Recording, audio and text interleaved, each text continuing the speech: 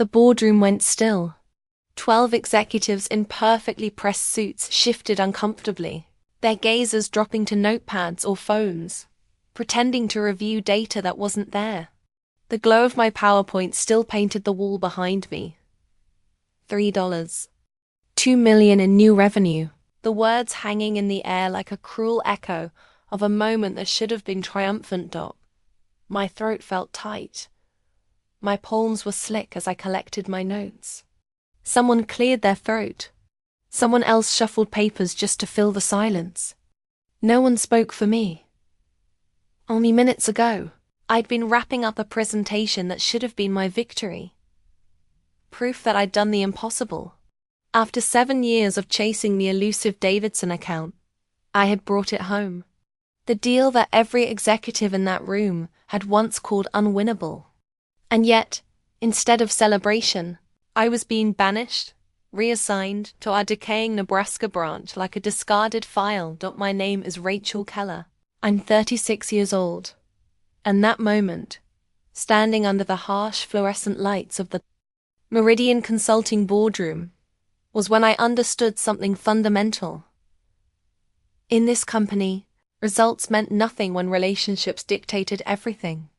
Before I go further, please like this video, subscribe, and tell me in the comments where you're watching from.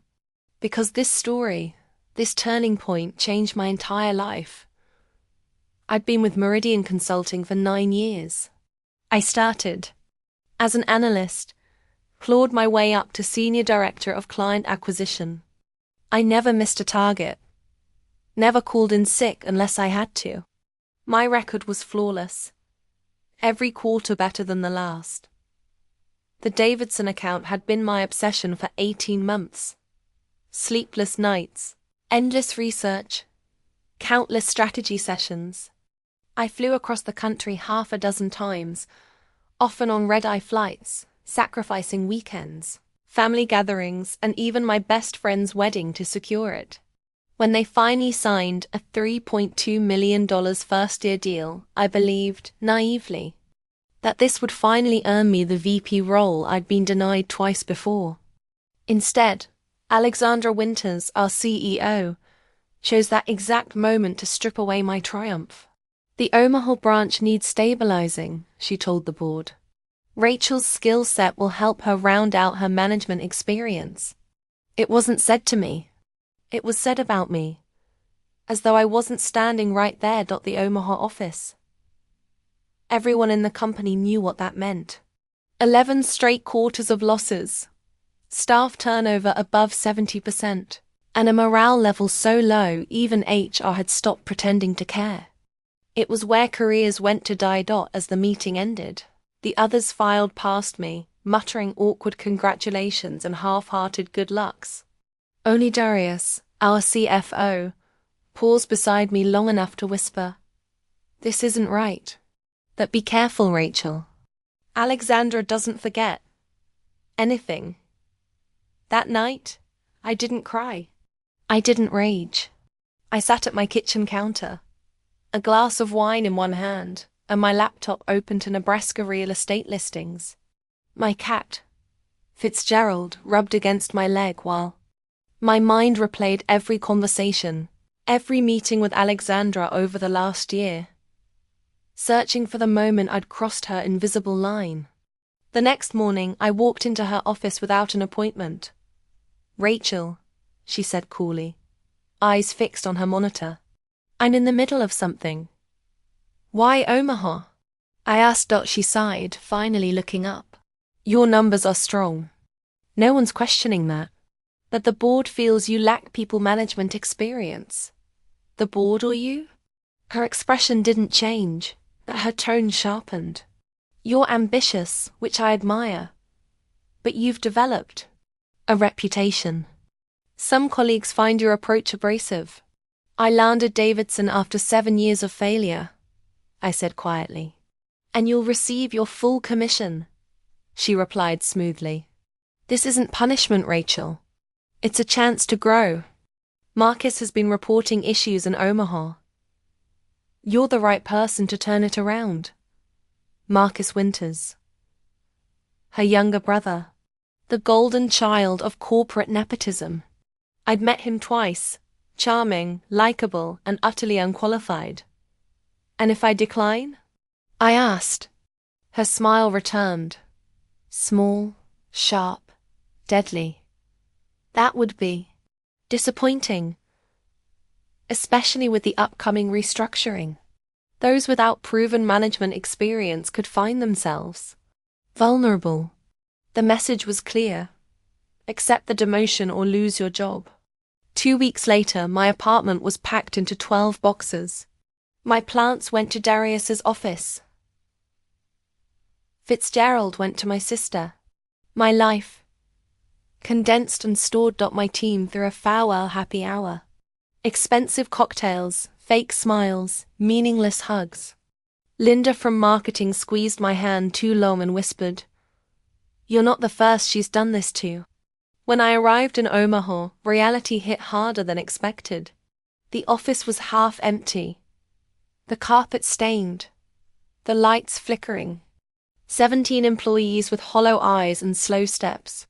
My new office smelled faintly of mold. "We weren't sure you'd actually come," said Troy, the operations coordinator. "Last manager just stopped showing up." By week 3, I understood why. The books didn't make sense. Vendor invoices for non-existent services. Payments to companies that didn't seem to exist. 3 consultants on payroll, none of whom anyone had ever met. I called Troy in. "Can you explain these?" He hesitated. "They're regional pre-approved. We just process them." "Regional?" I asked. "Marcus handles those directly," he muttered. That night, I stayed late, pulling files, taking photos, tracing payment trails. By midnight, I was surrounded by spreadsheets and a cold realization. $1. $7 million had vanished. Every dollar authorized under Marcus's name, carefully disguised across multiple budget categories. The office door creaked open. My heart jumped, but it was only Beatrice, the night cleaner. "Didn't mean to scare you," she said. "Not used to anyone being here so late." I forced a smile. "Just catching up." She nodded slowly. "You're different from the others they sent.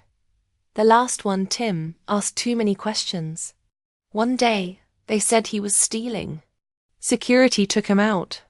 "Was he?" I asked quietly. She shook her head. "Didn't seem like it. But nobody argues with regional." The next morning, I got a calendar invite. Subject: Branch Performance Review, Marcus Winters. On the video call, Marcus's face filled my screen, all charm and ease. "Rachel, how's my favorite branch manager settling in?" "Still getting oriented," I said carefully. "Some of the financials are unusual." His smile stayed, but his eyes sharpened. "Corporate structures always look messy from your level. Don't worry about the details." "Of course," I said, "though I'd love to review the Westridge Analytics reports myself." "Absolutely. I'll have my assistant send them." "They haven't arrived," I pressed. "Also, the consultants." He cut me off with a laugh. "They're remote, cross-branch. You'll meet them soon. Anyway, I'm late for another call." The moment the screen went dark, I called Darius from my personal phone. "Rachel," he said warmly. "How's Nebraska?" "Darius, please tell me, does HQ know about the Omaha finances?" Silence. Then, "Rachel, those accounts fall under regional. Alexandra set it up that way before I joined. They're reviewed only in summary form at board level." My pulse quickened. "That's impossible." "It's dangerous," he said quietly. "The last manager who questioned it, Alexandra, claimed he was stealing. Evidence looked airtight. But I never believed it. That night, I sat in my tiny rented apartment, unable to sleep. Tim. The missing funds. The fake vendors. Alexandra's cold smile. She hadn't sent me to Omaha to grow. She'd sent me to be destroyed, framed like the others. But she'd made one fatal mistake. She thought I'd fold. Instead, I began to plan. Everything, copied files, took photos, created spreadsheets, tracing every dollar. I established an encrypted email account and sent the evidence to myself in batches. I recorded conversations with Troy and other staff members who unknowingly confirmed parts of the scheme. I discovered that Westridge Analytics was registered to a home address owned by Marcus' college roommate. The 3 ghost consultants shared a mailing address, a PO box registered to a shell company where Marcus was the only officer. By week 5, I had enough evidence to go to the authorities. But that wouldn't be enough. Alexandra had too much influence, too many connections. She'd find a way to make me the scapegoat, just like she had with Tim. No, I needed leverage. I needed witnesses. I needed her to expose herself. And I had just received the perfect opportunity to make that happen. The perfect opportunity came in the form of an email from Alexandra herself. Subject line: quarterly board presentation, Omaha branch review. In light of Omaha's continued underperformance, she wrote, "I've scheduled you to present a computer branch assessment to the board next Thursday. Focus on current challenges and your proposed solutions. Marcus will attend to provide regional context." My hands trembled as I read it. She was setting up my public execution. After just 6 weeks, I'd be paraded before the board to explain why I hadn't turned around a systematically sabotaged branch with Marcus there to contradict anything I said. Then would come the accusations, the evidence they'd manufactured, my inevitable termination. I read the email 3 more times, a strange calm settling over me. She thought she was springing a trap. She didn't realize she was walking into mine. That night, I called Tim Reeves, the former Omaha manager who'd been fired and escorted out by security. "How did you get this number?" he asked when I identified myself. "LinkedIn message to your wife," I admitted. "I'm sorry for the intrusion, but I need to talk to you about Meridian, specifically about what happened in Omaha." Silence then. "There's nothing to discuss. I've signed NDAs. I know about the missing money," I said quietly. "The fake vendors, the ghost employees. I know Marcus Winters is behind it. And I know they framed you when you got too close." His breathing changed. "Do you understand what you're saying? Do you know what they can do?" "Yes," I said. "Because they're trying to do it to me now." We talked for 2 hours. Tim had discovered the same patterns I had, but he'd made crucial mistakes. He'd confronted Marcus directly. He trusted the wrong colleagues. He'd kept his evidence at the office. "They took everything," he said. "Laptop files, even my personal phone. Then they found transfers to my personal account. $86,000 that I never saw a penny of. I couldn't fight it. The paper trail they created was perfect. Would you be willing to come forward now?" I said, "with my evidence backing yours." "You don't understand," he said, voice breaking. "I haven't been able to find work in our industry for 2 years. My wife nearly left me. We almost lost our house. I can't." "I understand," I said, even as my hopes deflated. "But if I can find a way to make it safe, would you consider it then?" A long pause. "Get concrete proof. Something they can't spin or delete. Then maybe." Next, I called Darius again. "I need to know exactly who's on Alexander's side in this," I said without preamble. "And what might stand with me if I brought evidence of what's really happening." "Rachel." His voice was strained. "What y'all talking about? It's beyond risky." "I know, but I'm already marked for termination. Help me or don't, but I'm moving forward either way." He sighed. "Most of the board just follows Alexandra's lead, but 3 members might listen. Jacqueline Chun, Robert Mosley, and Diane Lippman. They've questioned some of Regional's expenditures before. Would any of them meet with me privately before the board presentation? Possibly Diane. She's the most independent-minded. But Rachel, even with evidence, this is Alexandra's company. Her father founded it. The board can recommend action, but they can't force her out without a supermajority. I don't need her out, I said. I just need the truth exposed. Over the next 5 days, I moved like a woman possessed. During the day, I performed my manager duties flawlessly, even implementing small process improvements to keep suspicion at bay. At night, I built my case. I managed to get a private lunch with Diane Littman, ostensibly to discuss strategic opportunities for the Omaha branch. She was in her 60s, razor sharp with a reputation for bluntness. After basic pleasantries, I slid a thumb drive across the table. "What's this?" she asked, not touching it. "Information the board should have about regional operations."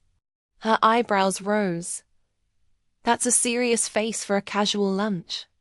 Rachel, I've uncovered systematic financial fraud in the Omaha branch, $1.7 million over 2 years. All traceable to Marcus Winters. When Alexandra pressed me at the board meeting Thursday, they're going to try to frame me for it just like they did that previous manager." To her credit, Diane didn't dismiss me outright. She studied me face, then carefully picked up the thumb drive. "These are serious allegations against our CEO and her brother.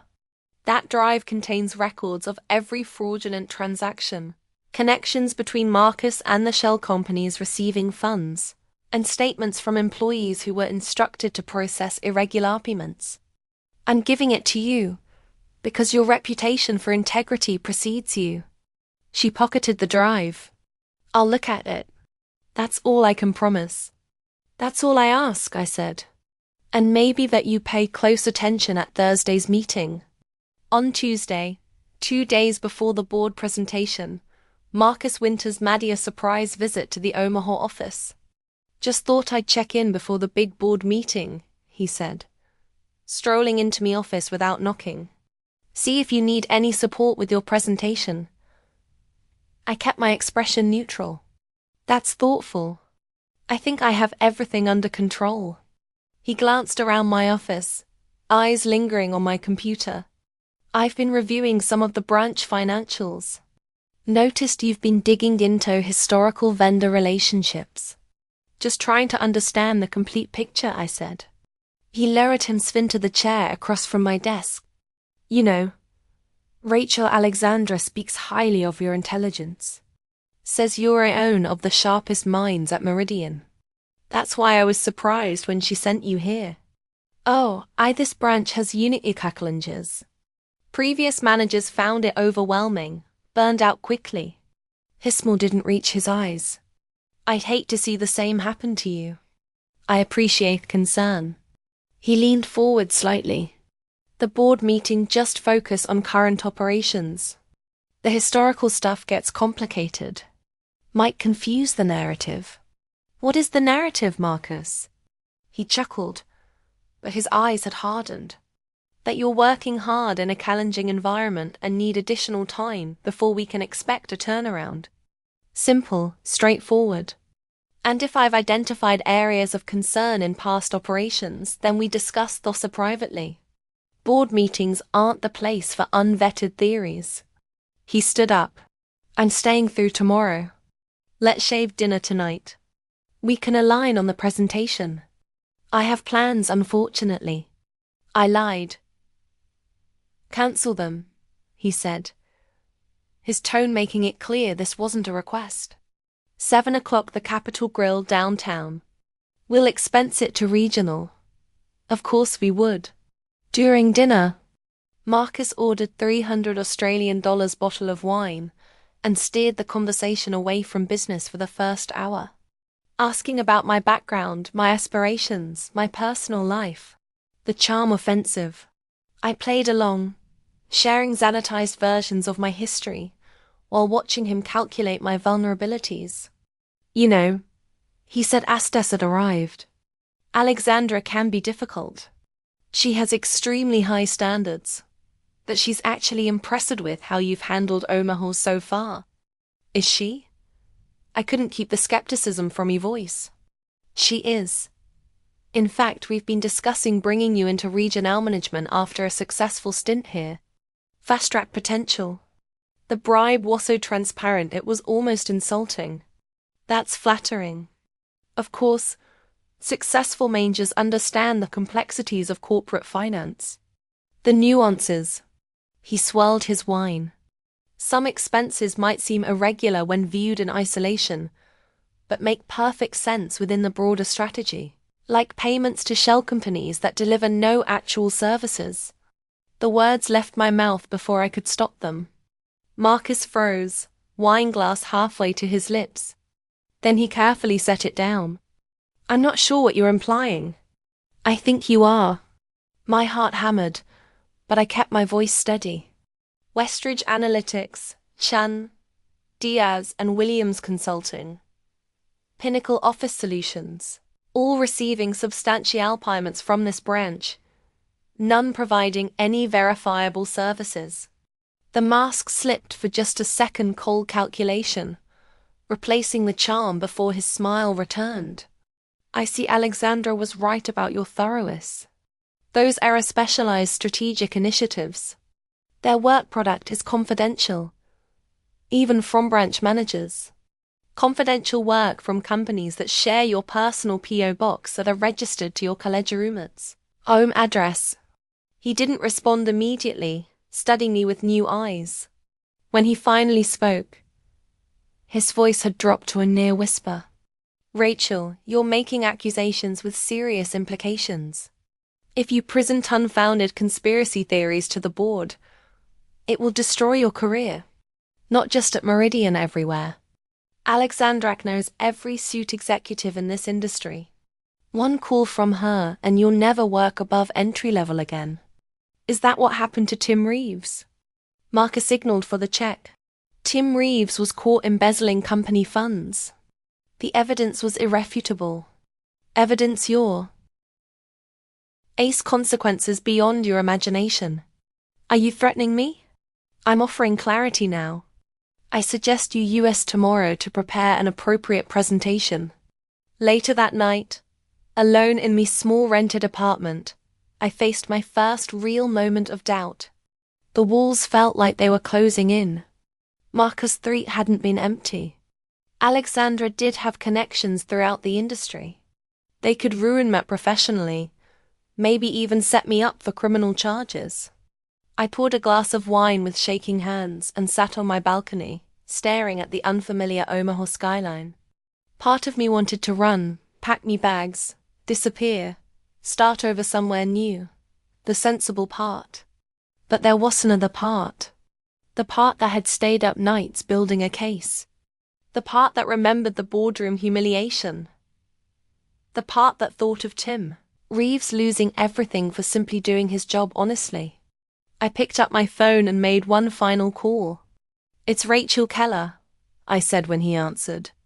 I need to know if your offer still stands. Thursday morning arrived with a thunderstorm that matched my mood. I dressed carefully in my most authoritative suit, charcoal grey with subtle pinstripes, a crisp white blouse, and the pearl earrings my grandmother had given me when I graduated college. For the days when you need to remember your strength, she'd said I needed it now. The board meeting was scheduled for 10 a.m. at headquarters in Chicago. I'd flown in the night before, avoiding Marcus and Alexandra, staying with a friend rather than at the company-recommended hotel. At 9:30, I entered the lobby of Meridian's gleaming downtown office tower. My access badge still worked. Small Mrs. The receptionist smiled at me. Welcome back, Rachel. They're waiting for you in the executive conference room. They not just the board.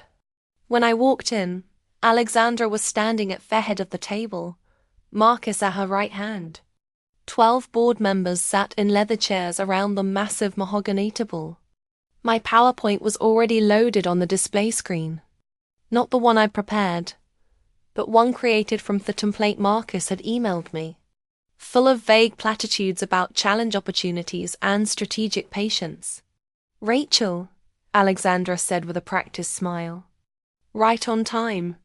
We were just discussing the Omaha situation. I noticed Diane Lippman watching me intently from her seat midway down Theta Ball. No sign if she'd reviewed my evidence or believed any of it. Before we begin, Alexandra continued, I want to acknowledge Rachel's willingness to take on this difficult assignment. The Omaha branch has been problematic for some time. And while 6 weeks isn't enough to turn things around completely, we're eager to hear her initial assessment. Marcus nodded encouragingly, his eyes conveying a clear message. Stick to the script. I placed my laptop bag on the table and took a deep breath. Thank you, Alexandra, I said. Before I begin my presentation, I'd like to acknowledge that what I'm about to share may be uncomfortable. It certainly has been form. Alexandra's smile faltered slightly. We're just looking for your standard operational assessment today, Rachel. What I found in Omaha goes far beyond standard operations, I said, my voice steadier than I felt.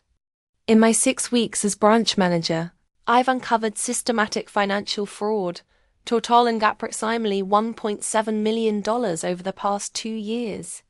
The room went silent. Alexandra's face hardened. Marcus leaned forward. That's a very serious accusation, Alexandra said. Perhaps we should discuss this privately before bringing unfounded allegations to the board. They're not unfounded. I opened my laptop bag and removed a stack of folders, placing one in front of each board member.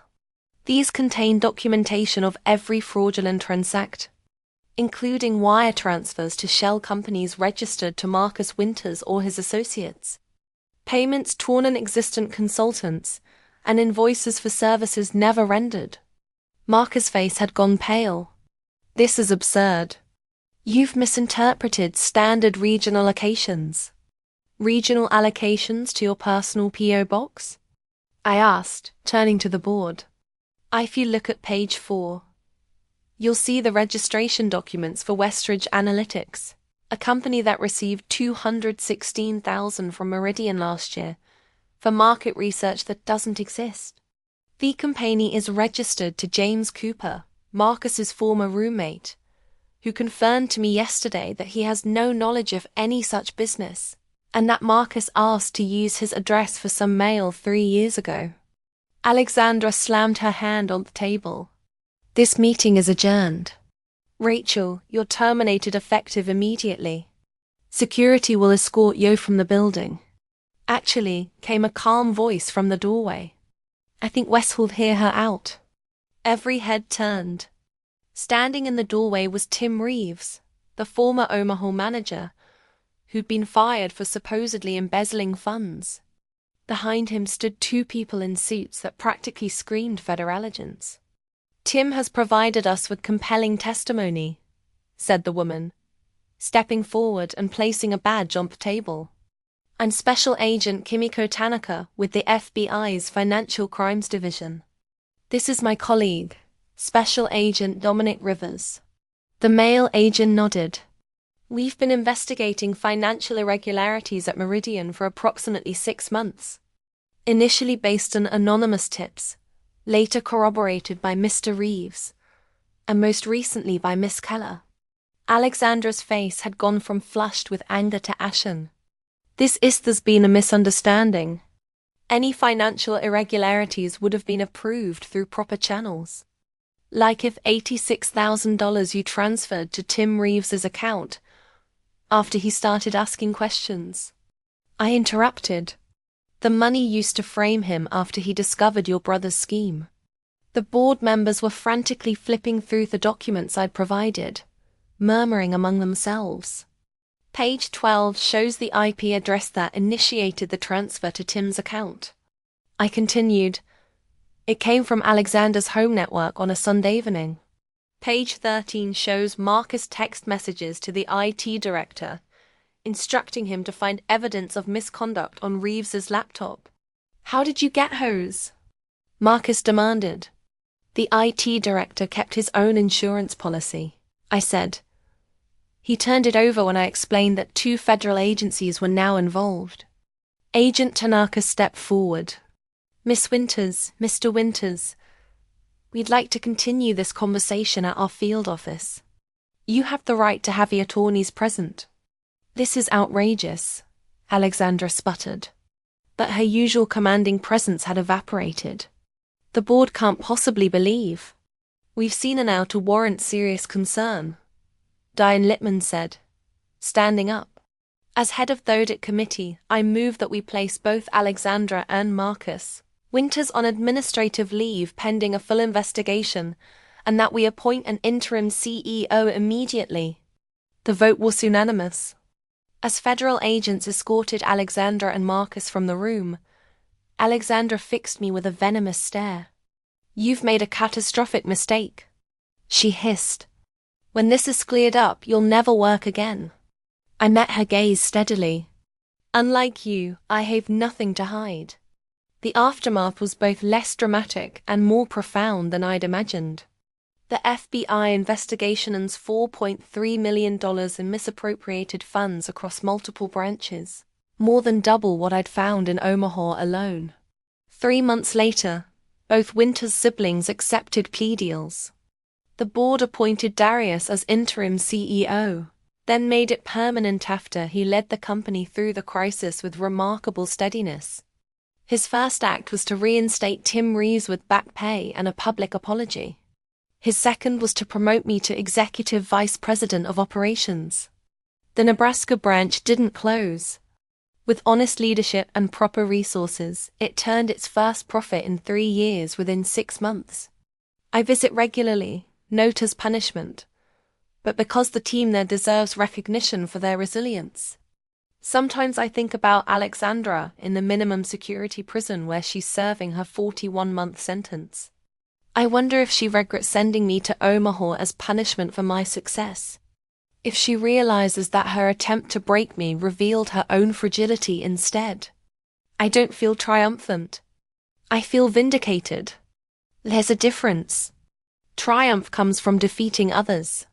Vindication comes from standing in your truth and being proven right. The company holiday party was last week. As I stood giving a toast to the team, I caught Diane Littman smiling at me from across the room. After my speech, she pulled me aside.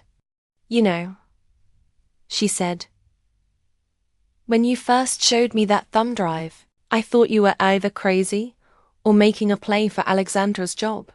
And now I think we're lucky you were crazy enough to fight when most would have walked away.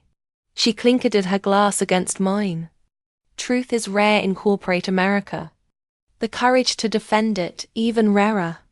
I smiled, thinking of my grandmother's pearls and all they symbolized. It wasn't courage. It was necessity. Some things you just can't let stand. So that's my story. Not a dramatic Hollywood ending, but a real one. The kind where justice isn't a lightning bolt, but a slow, persistent push toward what's right. If you're facing your own Alexandra, someone using power to punish your success, to break your spirit, to make you doubt yourself, remember this. Documentation is your shield, truth is your sword, and patience is how you'll survive long enough to use both. Don't forget to like this video and subscribe to my channel. Leave a comment below if you've ever faced workplace retaliation, or if you've had to stand up against someone who abused their power. I read every comment, and your stories help remind all of you that we're not alone in these struggles. Thank you for listening. Sometimes sharing these battles is how we find the strength to fight the next one.